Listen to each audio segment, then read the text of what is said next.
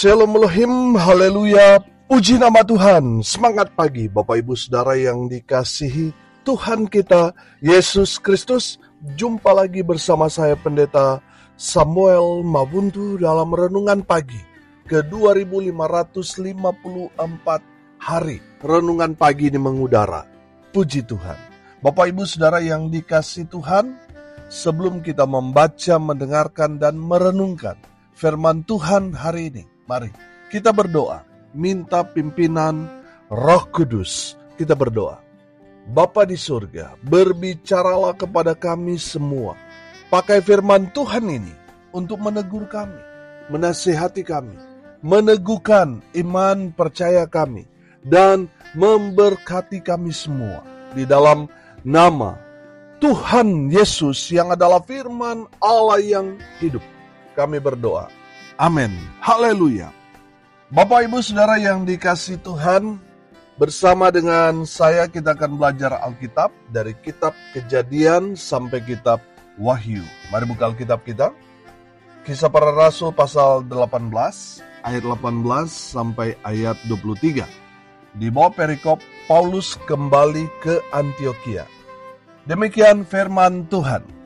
Paulus tinggal beberapa hari lagi di Korintus. Lalu ia minta diri kepada saudara-saudara di situ dan berlayar ke Syria. Sesudah ia mencukur rambutnya di Kengkrea, karena ia telah bernasar. Priskila dan Aquila menyertai dia. Lalu sampailah mereka di Efesus. Paulus meninggalkan Priskila dan Aquila di situ. Ia sendiri masuk ke rumah ibadat dan berbicara dengan orang-orang Yahudi. Mereka minta kepadanya untuk tinggal lebih lama di situ, tetapi ia tidak mengabulkannya. Ia minta diri dan berkata, "Aku akan kembali kepada kamu, jika Allah menghendakinya." Lalu bertolaklah ia dari Efesus. Ia sampai di Kaisarea, dan setelah naik ke darat dan memberi salam kepada jemaat, ia berangkat ke Antiokhia. Setelah beberapa hari lamanya, ia tinggal di situ. Ia berangkat pula, lalu menjelajahi seluruh tanah Galatia dan Frigia untuk meneguhkan hati semua murid. Amin firman Tuhan. Haleluya. Bapak Ibu Saudara yang dikasihi Tuhan, kalau kita melihat konteks kebenaran firman Tuhan ini, di mana Rasul Paulus yang tadinya ada di Korintus, lalu dia berangkat kembali ke Antiokhia. Nah, saudara yang dikasihi Tuhan, pelajaran apa yang dapat kita ambil dari kebenaran firman Tuhan ini? Dari kebenaran firman Tuhan ini, kita belajar dari Rasul Paulus. Yang pertama, Rasul Paulus seorang yang berkomitmen. Amin. Saudara perhatikan ayat 18. Paulus tinggal beberapa hari lagi di Korintus, lalu ia minta diri kepada saudara-saudara di situ dan berlayar ke Syria. Sesudah ia mencukur rambutnya di Kengkrea, karena ia telah bernasar. Priskila dan Aquila menyertai dia. Bapak Ibu Saudara yang dikasihi Tuhan, saya melihat di sini bahwa Rasul Paulus seorang yang memegang komitmen. Kita dapat melihatnya di mana Rasul Paulus membayar nasarnya dengan mencukur rambut. Nah, saudara, kalau kita melihat ada rujukan dalam Kisah Para Rasul pasal 18 ayat 18 ini, mengambil referensi Alkitab dalam Bilangan pasal 6 ayat 18. Saya bacakan buat kita sekalian. Maka haruslah orang Nazir itu mencukur rambut kenasirannya di depan pintu kemah pertemuan, lalu mengambil rambut kenasirannya itu dan melemparkannya ke dalam api yang dibawa korban keselamatan. Saudara perhatikan kata Nasir di sana. Nasir itu artinya apa? Seseorang yang bernasar khusus, mengkhususkan dirinya untuk melayani Tuhan seumur hidupnya. Haleluya. Jadi saudara yang dikasihi Tuhan, Rasul Paulus mencukur rambutnya itu bukan tidak ada artinya, itu ada arti yang sangat-sangat dalam bahwa dia membaktikan dirinya, hidupnya, melayani Tuhan seumur hidupnya. Amin. Saudara yang dikasihi Tuhan, dan saya melihat bahwa Rasul Paulus memang betul-betul pegang komitmen itu sampai akhir hayatnya. Amin. Saudara yang dikasihi Tuhan, pelajarannya buat kita, sebagai orang percaya, sebagai pelayan Tuhan, sebagai hamba Tuhan, kita harus memegang komitmen. Amin. Setia kepada Tuhan sampai akhir hayat kita. Bapak Ibu Saudara yang dikasihi Tuhan, saya yakin dan percaya ketika kita memberikan diri kita untuk melayani Tuhan seumur hidup kita, bukan hanya kita diberkati, tetapi anak cucu cicit kita diberkati Tuhan. Amin. Tuhan yang pelihara, Tuhan yang akan urus kita. Amin. Makanya saudara yang dikasihi Tuhan, jangan khawatir akan hidupmu. Sebab Tuhan yang bertanggung jawab akan kehidupan para hamba-hamba Tuhan, para pelayan-pelayan Tuhan. Tuhan yang akan urus saudara dan saya. Amin. Haleluya. Jadi jangan ragu, jangan takut. Ada banyak orang di luar sana, saudara, tidak mau jadi hamba Tuhan. Karena mereka melihat kalau jadi hamba Tuhan, hidup susah, hidup menderita, hidup pas-pasan. Mereka hanya melihat dari ukuran materi. Tapi saya mau katakan saudara, seorang yang ambil keputusan menjadi hamba Tuhan, menjadi pelayan Tuhan adalah orang yang luar biasa. Kenapa saya bilang orang yang melayani Tuhan, mengambil komitmen itu luar biasa? Karena mereka memberikan diri mereka, sepenuh hidup mereka kepada Tuhan. Artinya mereka setia. Amin. Setia sampai mati. Ikut Tuhan. Setia sampai mati. Melayani Tuhan. Mereka mendedikasikan hidup mereka kepada Tuhan. Makanya saya bilang, orang yang mengambil keputusan menjadi hamba Tuhan, mereka orang hebat. Amin. Haleluya. Saudara yang dikasihi Tuhan, kita lihat Rasul Paulus seorang yang memegang komitmen sampai dia mati. Dia tetap setia melayani Tuhan. Haleluya. Yang kedua saudara, Rasul Paulus seorang yang tunduk di bawah pimpinan Roh Kudus. Saudara perhatikan ayat 19 sampai ayat 21 di sana. Lalu sampailah mereka di Efesus.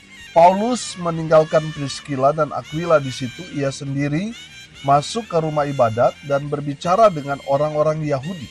Mereka minta kepadanya untuk tinggal lebih lama di situ, tetapi ia tidak mengabulkannya. Ia minta diri dan berkata, "Aku akan kembali kepada kamu jika Allah menghendakinya." Lalu bertolaklah ia dari Efesus. Saudara yang dikasihi Tuhan, Rasul Paulus dia tunduk di bawah pimpinan Roh Kudus. Kalau sebelumnya kita belajar saudara, di mana dia tinggal bersama dengan Aquila dan Priscilla, beberapa waktunya dia tinggal bersama-sama. Di dalam konteks kebenaran firman Tuhan ini saya menangkap bahwa memang Rasul Paulus ini sangat bergantung pada pimpinan Roh Kudus. Amin. Bukan maunya dia. Makanya firman Tuhan dikatakan, "Aku akan kembali kepada kamu jika apa? Jika Allah menghendakinya." Oh haleluya. Bapak Ibu Saudara yang diberkati Tuhan, dari kebenaran firman Tuhan ini kita belajar. Kita harus tunduk pada pimpinan Roh Kudus. Amin. Kemana Roh Kudus bawa kita? Kita harus tunduk.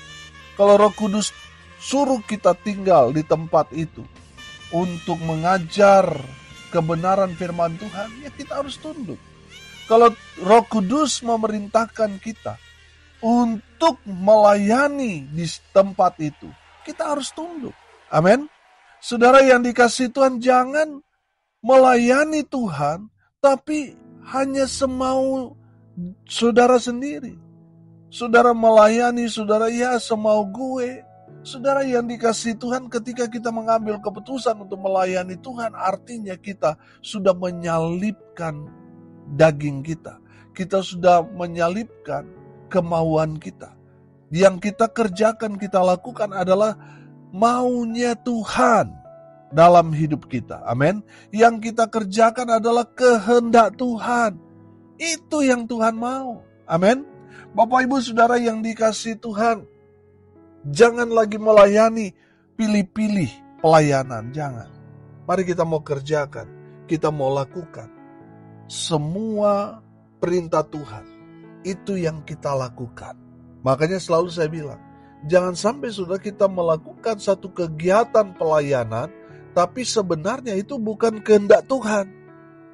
Itu kehendak mungkin gembala saudara. Itu mungkin kehendak diri saudara sendiri. Belum tentu itu kehendak Tuhan. Yang harus kita kerjakan adalah kehendak Tuhan. Yang Tuhan kehendaki kita kerjakan, lakukan. Itu yang harus saudara dan saya kerjakan. Amin. Saudara yang dikasihi Tuhan, saya melihat dalam kebenaran firman Tuhan ini, bahwa Rasul Paulus, seorang yang betul-betul menundukkan dirinya pada pimpinan Roh Kudus.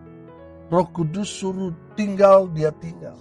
Roh Kudus suruh dia pergi, dia pergi. Amin. Saya menangkap di sini bahwa Rasul Paulus memang benar-benar ditawan oleh Roh Kudus. Amin. Saudara yang dikasihi Tuhan, luar biasa. Kemana Roh Kudus perintahkan bawa Paulus, Paulus tidak pernah menolak. Saudara yang dikasihi Tuhan, kalau kita melihat Rasul Paulus setiap ayat, setiap pasal bergerak terus, saudara. Amin. Bergerak, dia tidak bisa diam di satu tempat begitu lama. Kalaupun dia ada makan beberapa waktu lama di tempat pelayanan itu karena pimpinan Roh Kudus mau dia ada di situ untuk mengajar. Amin. Saudara yang dikasihi Tuhan, pertanyaannya sederhana buat kita semua. Apakah kita tunduk pada pimpinan Roh Kudus? Atau jangan-jangan kita tunduk dengan hawa nafsu, kedagingan kita, dengan ego kita, dengan kehendak kita sendiri? Saudara yang dikasihi Tuhan, mari kita belajar. Kita mau tunduk di bawah pimpinan Roh Kudus. Saya percaya kalau Roh Kudus itu menguasai dalam kehidupan kita, pasti kita akan hidup dalam roh. Amin. Kita tidak lagi hidup dalam kedagingan, tapi yang kita kerjakan, lakukan adalah keinginan Roh Kudus, sehingga yang keluar dalam kehidupan kita adalah buah-buah roh itu. Amin. Haleluya. Saudara yang dikasihi Tuhan, Rasul Paulus seorang yang tunduk di bawah pimpinan Roh Kudus. Haleluya. Yang ketiga, Rasul Paulus seorang visioner. Amin. Sudah perhatikan ayat 22 dan ayat 23. Ia sampai di Kaisarea dan setelah naik ke darat dan memberi salam kepada jemaat, ia berangkat ke Antiokhia. Setelah beberapa hari lamanya, ia tinggal di situ. Ia berangkat pula, lalu menjelajahi seluruh tanah Galatia dan Frigia untuk meneguhkan hati semua murid. Haleluya. Bapak Ibu Saudara yang dikasihi Tuhan, perhatikan bahwa Rasul Paulus ini memang benar-benar church planter sejati. Amin. Dia melihat jauh ke depan. Setiap tempat di mana Rasul Paulus mengajar, di sana tumbuh gereja lokal. Amin. Saudara yang dikasihi Tuhan, visi yang Tuhan kasih kepada Rasul Paulus itu church planter, di mana dia berada, ada gereja Tuhan di sana. Amin.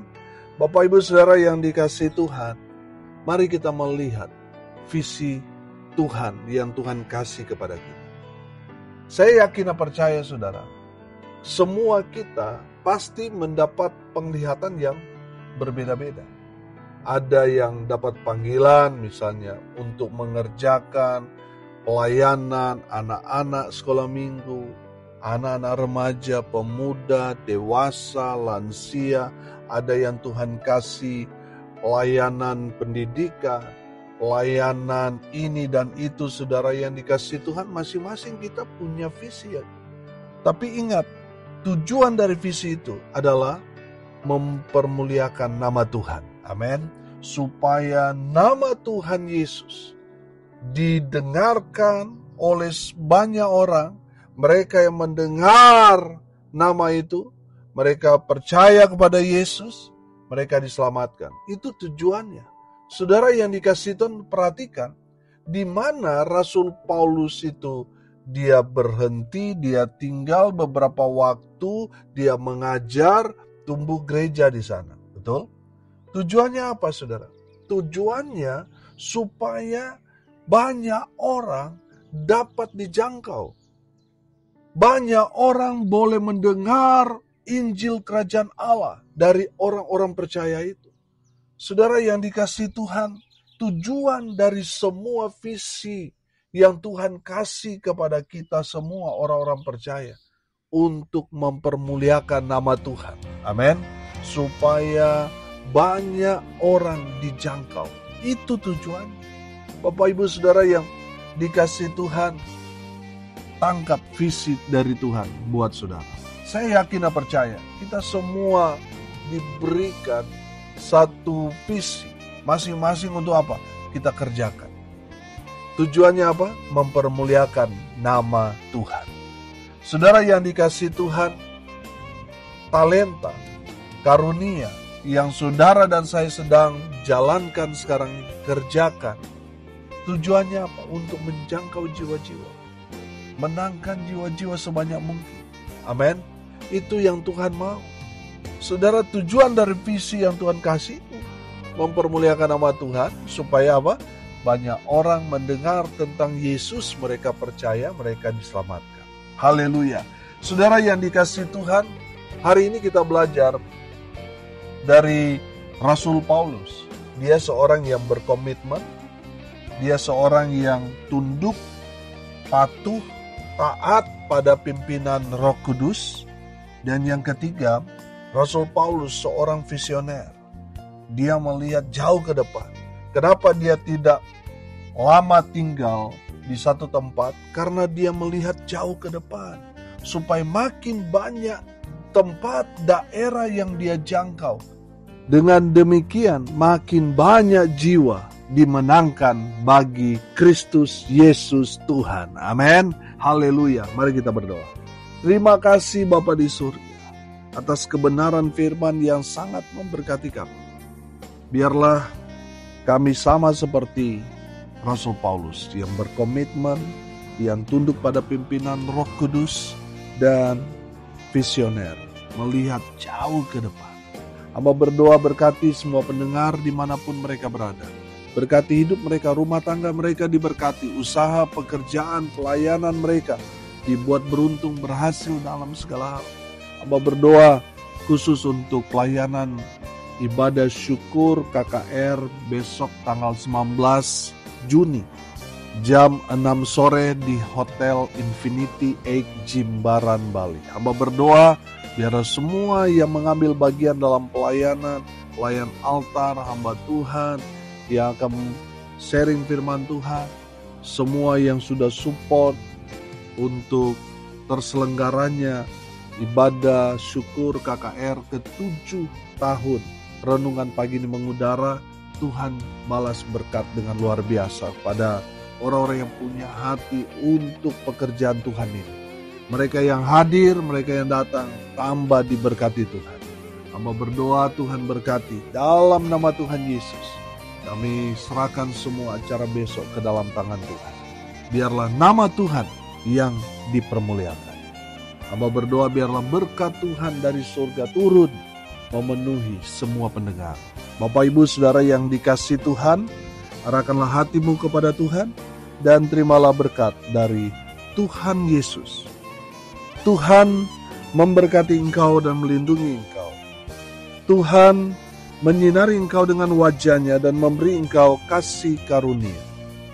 Tuhan menghadapkan wajah-Nya kepadamu dan memberi engkau damai sejahtera. Di dalam nama Tuhan Yesus, sumber segala berkat, Bapak Ibu Saudara yang percaya, diberkati Tuhan, katakan amin. Puji Tuhan.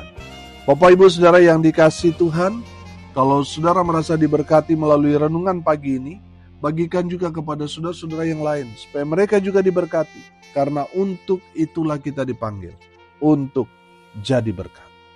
Haleluya. Bapak Ibu Saudara yang dikasihi Tuhan, semua pendengar setia renungan pagi mengudara diundang untuk hadir bersama-sama dalam ibadah syukur ulang tahun renungan pagi ke-7 tahun. Mengudara non-stop, memberkati Bapak Ibu Saudara sekalian. Saudara diundang untuk hadir tanggal 19 Juni besok, jam 6 sore kita akan mulai ibadah syukur. Dan saya percaya saudara pasti diberkati oleh hamba Tuhan, Pendeta Rex Winarno yang dipakai Tuhan dengan luar biasa. Pasti akan meneguhkan, menguatkan iman saudara dan pastinya memberkati saudara. Haleluya. Mari datang di Hotel Infinity Egg Jimbaran, Bali. Besok 19 Juni jam 6 sore. Rasakan, nikmati lawatan Tuhan dalam ibadah ini. Haleluya. Saudara yang mau mendapatkan informasi, saudara bisa menghubungi WA saya di 081337 491360. Salam kasih dari Bali, saya Pendeta Samuel Mawuntu. Sampai jumpa besok pagi. Tuhan Yesus memberkati kita semua. Haleluya.